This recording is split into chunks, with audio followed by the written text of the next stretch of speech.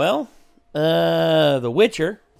We are currently 2 episodes away from being completely finished with this thing. And gotta admit, man, this has been a hell of a ride so far. Yeah. Like, truly. I mean, you and I both went into this with the thought that there's no way this can be, like, amazing or great. Because I didn't expect it to live up to the justice that the game seemed to have done to the originals. Well, yes, in which I say that in a way, it's like I don't know the contexts because I haven't read them, but I hear the books are good and the games are very, very good. So I mean, yes, well, which this is actually also very, very good in my opinion. So I just didn't expect it to be like on par with like how much I think the games have done a good job with this series.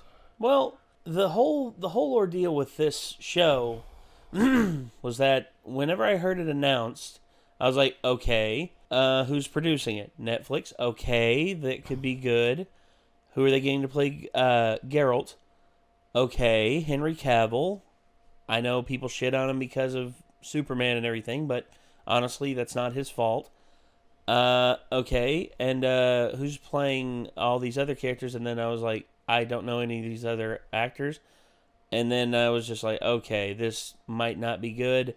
And then I saw the trailers, and the trailers actually put my mind at ease to a fair amount because I was seeing the quality that they were going with. And then when I heard it was going to be based on the books instead of the games, I was like, okay, that'll at least be an excuse if this is not as good. This will at least be an excuse to not call a bad video game property, because technically it was a literary property before it was a video game property. And where they're basing this series so far off of the literary properties, can't really call it a bad video game adaptation.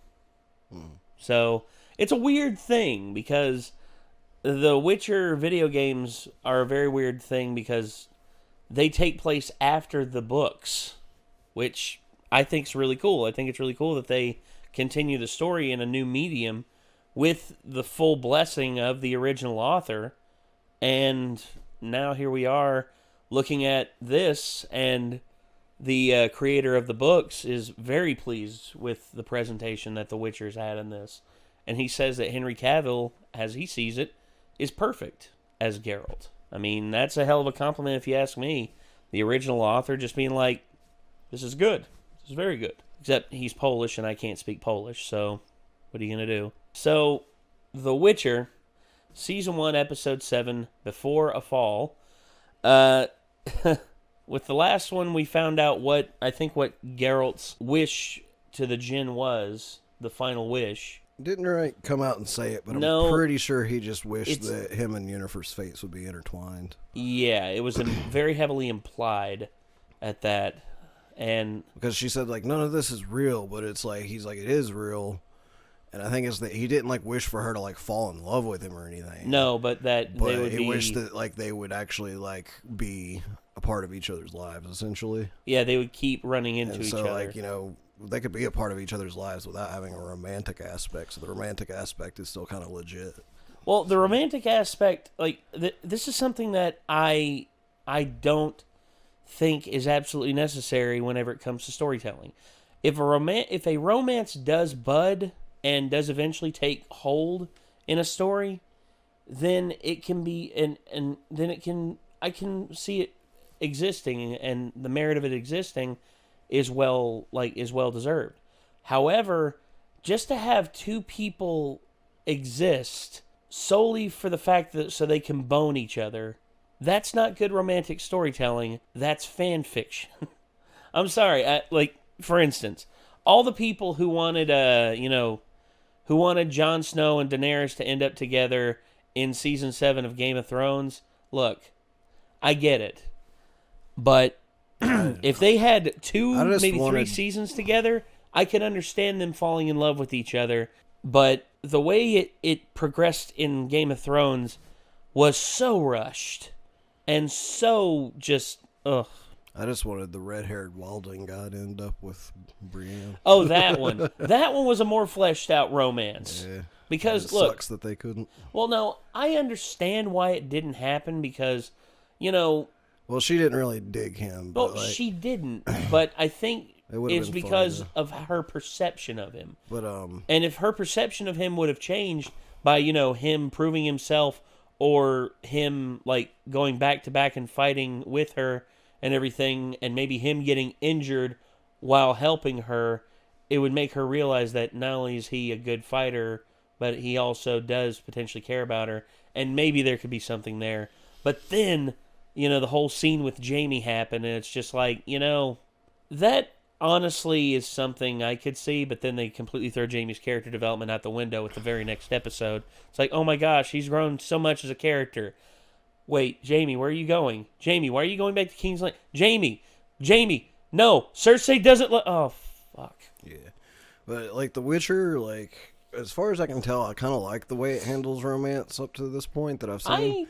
Because I like it's more like, instead of, like, a fairy tale romance type thing where, he just falls for, like, a beautiful woman and everything works out great. It's like his romantic life is pretty, like, tumultuous, like, and shit. Like, he kind of gets in and out of relationships with different women, comes back to some of them, like, stuff goes bad, stuff goes good, and just more realistic, you know what I mean? Yeah, well, given his history and who he is and what he is, finding a romantic partner is not an easy task. Like, especially a long-lasting romantic partner, because... I mean, in the games, he's just traveling around, and he kind of just bangs when he gets the chance. Well, yeah, he slings dick. I mean, that's just... Whoever's up for it that he thinks is attractive enough, I guess. I mean, it's sort of realistic, I guess. Well, no, it was more common practice back in the day. Like, everyone wants to claim, the world's a lot more promiscuous now. No.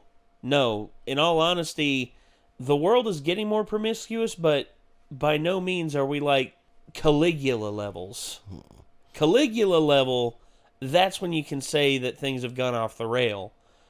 Sodom and Gomorrah, shit like that. That's when you can say things have gone off the rails. Well, it's pretty much if you walk into a coffee shop and there's a bunch of people banging and nobody's really, like, raising an eyebrow at it, that's when you're, like, at a very promiscuous level. Yes. Now, well, no, don't get me wrong. There's certain places in this country where people commit, like, and do terrible things in public view all the time. For instance, San Francisco, people just drop trow and take shits right in the middle of the street, and no sanitary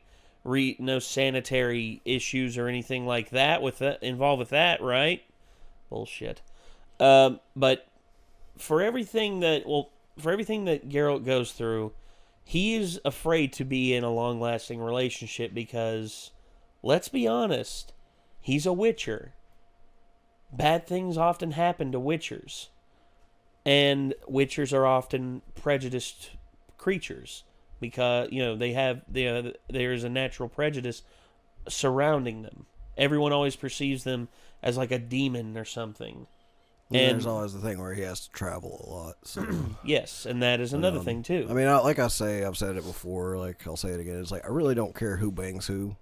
I don't As either. long as the story is good. That's my thing too. There's even some of this that's kind of gratuitous. I'm just like, all right, I get the point.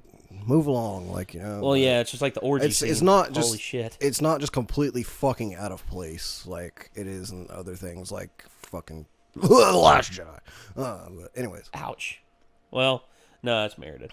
Okay. Well, anyway, The Witcher season 1 episode 7. We got it queued up here. Let's get it up on screen. And let's see what's cracking. Here we go. 3, 2, 1.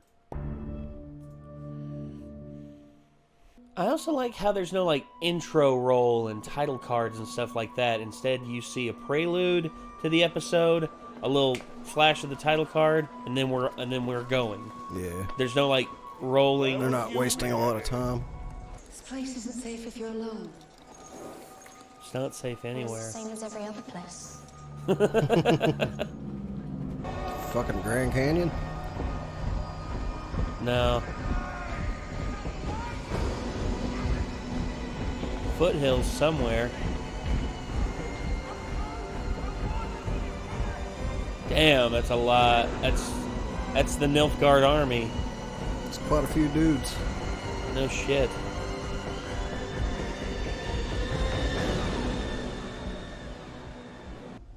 Sent assassins.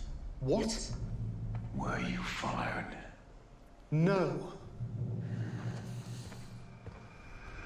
I heard someone say this, but Geralt's magic is actually better than Yennefer's because of, like, signs are better magic.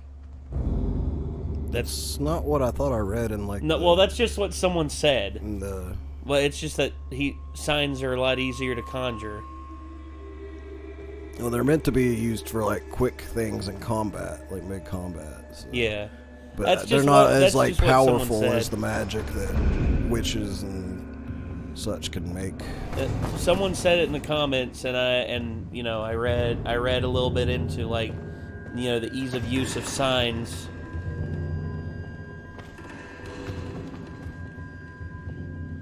It's like he's not ever gonna like catch lightning with a sign, know what I mean? No. Like they have very specific uses and they're limited. Well, yeah. Well, they're limited, but when will you ever be asked to catch lightning in a bottle? What me? You kill him first. Halt! Do something! This is on your queen. Both die!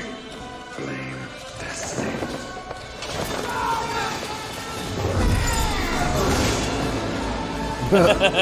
That'll work. They traveled by portal. Have you noticed that the sign's been different in each episode? Every episode, yeah. Yeah, and I saw a thing on Facebook that said there's meaning behind each of those two. Yes. Like that one was a broken lion. So the timelines are catching up at this point, I'm guessing? Seems so. Seems so. Offense taken, Danik. And then we'll make room on Clipping Clop. Beyond by dark. Clipping She Clop. looks super familiar. We've got sight more than you do. Roof, food, space on the floor to sleep. A lot's happening on this continent. But we're The warlock. Maybe it's just that she reminds me of Sherry Moon Zombie a little bit. Okay? I know who she is, I think. Grant. She is... I think she belongs to that...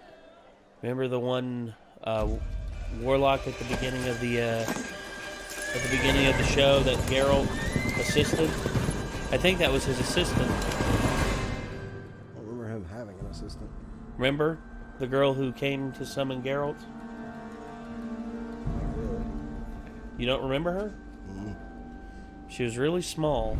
And I think she looks like her. Oh. Yeah, because that would have been an amount of time ago, maybe. Yeah, maybe. Feel destiny. Surprise, I've ate now, by the way. He's trying to cut back on smoking. 1 for his health, 2 for his cost. Yeah.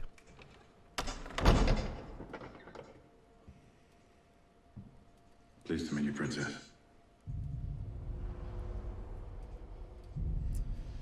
A horrible, horrible lie. Say goodbye to my friends now. Of course.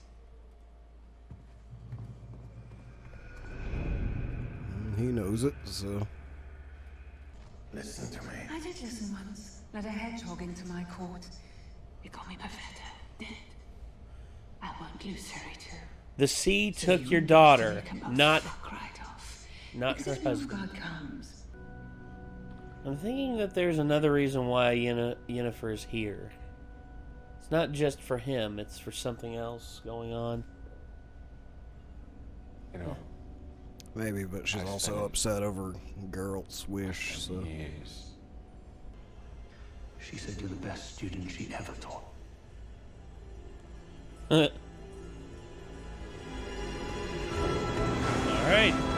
Back to Aretusa.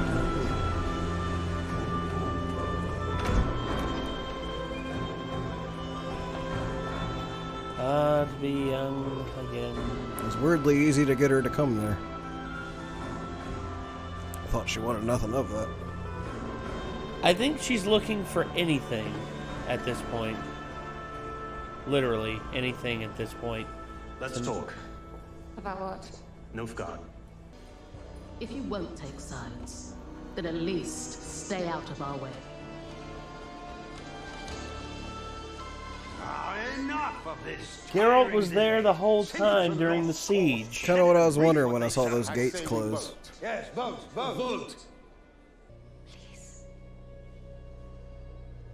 Huh. I think it's the first time I've ever heard her say that word.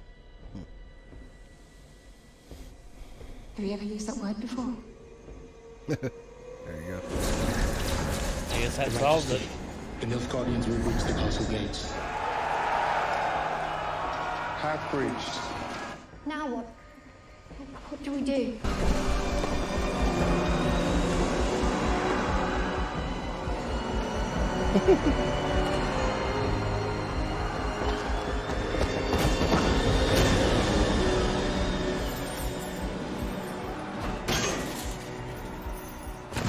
$99. First thing I do is grab it. Yes. The Witcher. I was wondering where they went at the very beginning. Well, we know Danik went to give out the poison to everybody. Yeah, but as for Mousesack, where he went. I never knew that that's what it was. What that was eventually leading to. There you go.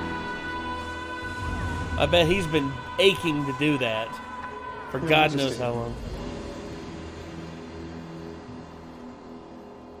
He's gone. Looks like he's escaped. God, what kind of crazy person talks to a horse?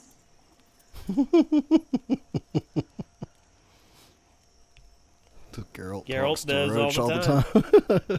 Yeah. Oh, multiple targets. Might want to hop on Klopp and gallop on out of there.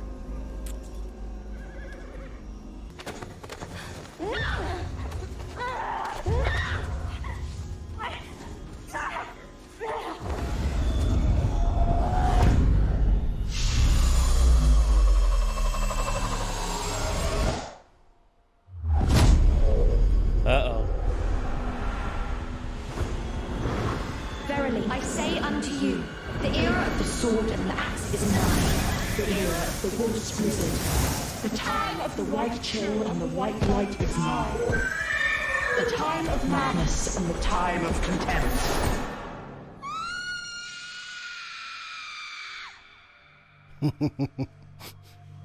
Awesome. Oh, yeah.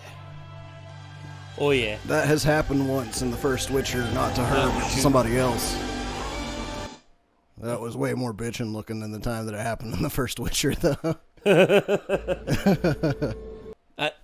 Basically, okay, so Witcher 3 opens with lines from that, because the guy says, like, the time of the sword and the axe is nigh, but the reason that I knew how to tell you, like, last time that was a Flynn's prophecy Yeah. was because in The Witcher 1, they explain it after you see it happen to this little boy. And it's like the same thing. Like he floats and he's got like the double voice and shit, and he says the prophecy like that. So I didn't know that it had happened to Ciri before too.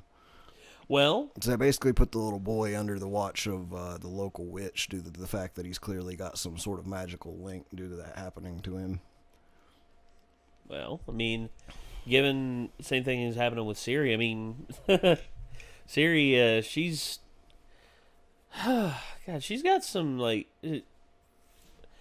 she's had a string of odd happenings running into people whom she thinks she knows. For instance, Mousesack, who really wasn't Mousesack, it was really the Changeling, who was taking on the persona of Mousesack.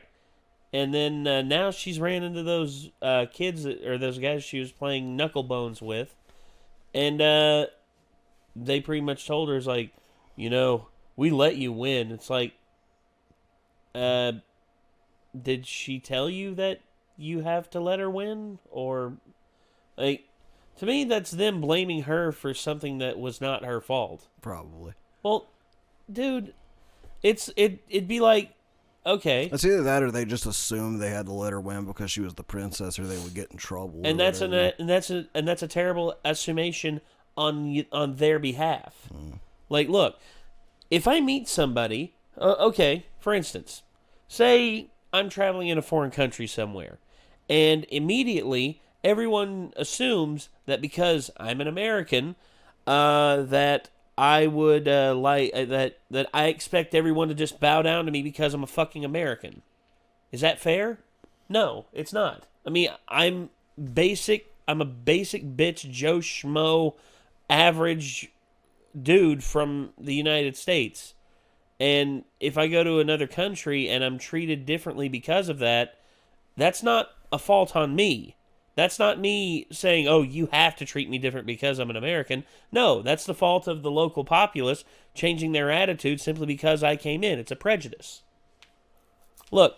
It's kind of like with royalty, though. It's like I would probably ask if I knew it was the princess that was wanting to gamble with me and my friends. I'd be like, you're not going to have me executed if I beat you, are you? Well, prejudice goes both ways, man. Assuming that every poor person is a thief is like assuming every rich person is a psychopathic asshole. It's not right. No matter how you want to judge it or slice it, prejudice is never good. Never assume anything. Always be real with people. That's how I've always looked at it. Of course, always goes back to the whole thing. Don't start nothing and won't be nothing. The fact that they're mad at Siri just goes to show me that those dudes are, bona fide pieces of shit. I don't know if they're mad at her as much as they are just greedy assholes and want the barrel of Orwins. So maybe. I don't know. We're almost at the end of this. And also to find out that Geralt was in the castle during the siege. Yeah, like, once I saw those gates closed, I was like, wait a minute. I was like, I wonder if he gets out before that siege starts to happen, or if he was actually in captivity there while all that shit went down. I was half expecting like Nilfgaard to find him and be like, "What's the Witcher doing here?" Maybe or something like that. Maybe I figured maybe they would have him in a more dire situation because he was just sitting in a prison cell. I figured they'd have him like chained to the wall or something like that. So, not give him any opportunity to escape because if he can still use his hands, he can still use signs. And if he can still use signs, he could still escape. That's true. He could straight up axie the guard and be like, the key. Yeah, exactly. And it's like, what? Oh, yeah. Here you go. And all of a sudden he's just like, thank you. Wait, what? Lock. Dead. Yeah. So I'm guessing the last episode is going to probably play out what he has been doing during Ciri's story, and this season is probably going to end with them finally meeting. That's my guess. That's what I'm thinking too. It's eventually going to end with Geralt and Ciri either, coming across each other or, them either that or just barely missing each other. But yeah, I'm thinking that they're going to meet right at the end of this season. I think so too. And I'm wondering how Yen's going to play in this as well, because this also is a lead into, Arethusa pretty much saying, certain members of Arethusa just being like, we want to fight to help Sentra, whereas Sentra has never wanted the Arethusa's help to begin with. And so there's still a lot of stuff, well, not a lot of stuff, but there's still a few things that definitely, have to be developed more to get anywhere close to where the games start. So yeah, but I still don't know entirely where the first one starts because, like I said, I haven't seen Ciri in the first game yet. So I only know a little bit of what eventually happens with her. Well, but I do know that Triss is not going to remain in the position that she's in doing the same thing she's doing. Oh, no. Because of where she's at the very beginning of The Witcher. So, yes. Well, the first Witcher game. The thing is, Triss, she's she's been kind of a side character up to this point, but she definitely becomes a main character later on. She does, in which that's actually something that I was I was wondering how they were going to tie Triss into this, because they could either make her a side character, or she could have her own interaction with Geralt, which she did whenever he fought the Striga, and then of course she had she has her own ways of doing things, and she knows Yen, which I have a guess based off of just the clues that I have in my arsenal so far. And my guess is I don't think Aretuza is going to last. I think it will last. It's just I think it's going to change hands. Well, my guess... I think Stregobor is going to be the one to take it over. My guess is entirely based off of the fact that I have not heard the name mentioned in the games. Like, I don't know if it's still around. I don't know either. And most of the mages that you meet in the games don't mention it, don't seem to have anything to do with it. But I don't really know. Like, mages don't seem to be, like, court mages, kind of like they are right now in this time period. I'm thinking from what I can tell, but that's just based off the clues given. So. I'm thinking maybe something does happen and there is a massive upheaval that is going to cause a lot of mages to die. That's what I'm thinking anyway. I'm thinking they might like be attacked at some point or something. But well, yeah. You would think that a mage like headquarters would be very difficult for like a place like Nilfgaard to attack. So I'm thinking if it happens, yeah, I forgot about something else. I think there's an event possibly that involves probably some betrayal or something. That I wouldn't doubt. That I would not doubt at all. I would see only the mages themselves being able to fuck up the other mages, if that makes any sense. Well, you know what I mean? The thing with that I'm thinking is Yin and all the other mages who are, Trisea and her and all the other mages who are wanting to help Sintra in some way are going to take action, and from that there's going to be some infighting at Aretuza, and from that Aretuza is pretty much going to be razed to the ground. That's what I'm thinking anyway. And with that, then pretty much it's a free for all as to who is a mage, and the mages are not beholden to serve as court mages anymore. Instead, now they can pretty much do as they please. Now, I can't remember if we talked about this already or not. I know we talked about like how we would expect maybe the series to go, like if it continues for a long time. But did you hear that the creator? And I can't remember. You probably told me, and I forgot if so. But if not, did you hear that the creator said that they actually planned out pretty much ahead of time and have ideas for 7 seasons of this? Yes, okay. I did hear about that. Yeah. Now, I discussed, because here's the thing. Stranger Things was supposed to go for 5 seasons. They're ending it at 4. Really? I didn't know that. Main reason being is that the young actors are growing up. They're all going off into different parts and different characters. Especially Millie Bobby Brown and Finn Wolfhard and Noah Schnapp. They're all going in different directions. They've all got a lot of boost in their career in general outside of Stranger Things. Well, yeah, especially Millie Bobby Brown. It's going to get harder and harder for them to get all of them back together to do it all the time. Well, yeah, and especially someone like Millie Bobby Brown, that is very who is right now a cultural icon. But I really kind of hope that unless they hard closure the series, that they'll spin it off and do another series of some kind based off of it. If anything, they might come back and do a movie. Because think about this.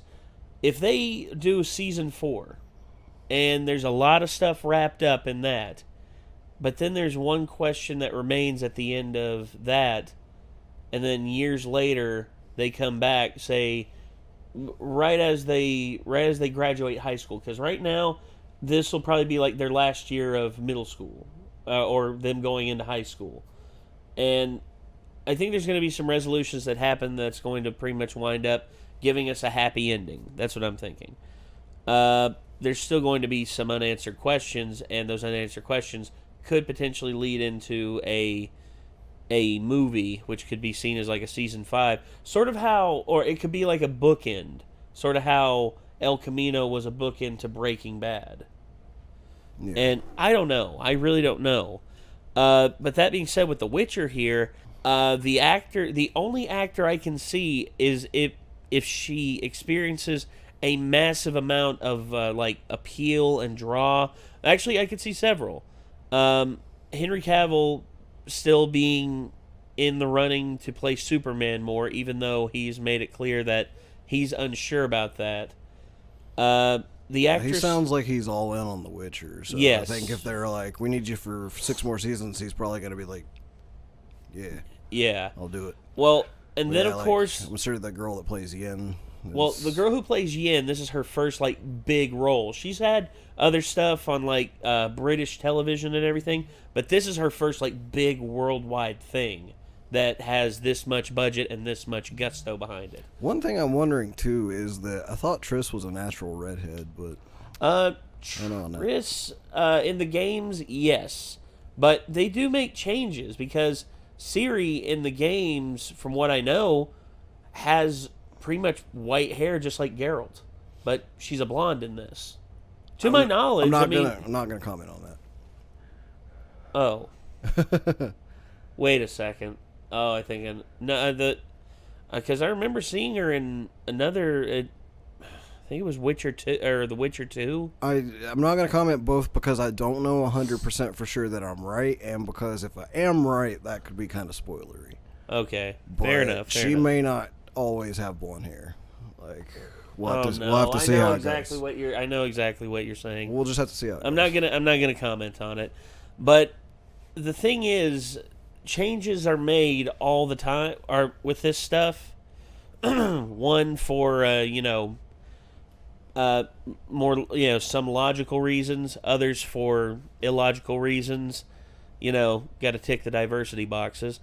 But that being said, though, I don't really care if the characters are good. A lot of people were panicking that my whole thing with like the diversity in this is that like I think it's completely cool of CD Projekt Red to say that yes, this is based off of Poland in this time period. Yeah, there wouldn't be a lot of diversity there. Yeah. At the same time, it is a fantasy world. Yeah. So if they want to throw it in, I really don't give a shit. Well, and honestly, I don't really give a shit either. I mean, whenever you take like the Kingdom Come Deliverance, which is based in actual real life, like I think it's Poland too, isn't it? No, it's or Wales. No, I can't remember where it's but it's based in a real life European country in the medieval time Croatia, periods where there was definitely not any diversity there, and people like got really mad about them not wanting to put like diversity in the game, and they're like, it's historically accurate that it was almost all white people here, dude. Yeah, like and that, in my opinion, if they had catered to that and gave into it, then that would be dumb. Whereas this is a fantasy world, you can pretty it's much a fantasy do whatever you version want. of Poland, so you can But really do what you want. I will say this: a lot of people were panicking over Yin. It's like, oh, Yin, the girl that got to play Yin, they did this because it's like, I think maybe it's because she's a good actress and she's not afraid to commit to the character and be Yennefer. Because the thing is, there's the actress they got to play Yin. I like her a lot. She has a lot of personality. She has, I believe her whenever she's speaking about... What was the complaint? That she didn't look exactly the same as she did in the game. She looks really damn close. I know. I know. Well, as far as trying to transfer the people lighter from skin, that's the thing. Like what they definitely look like in the game to like real life.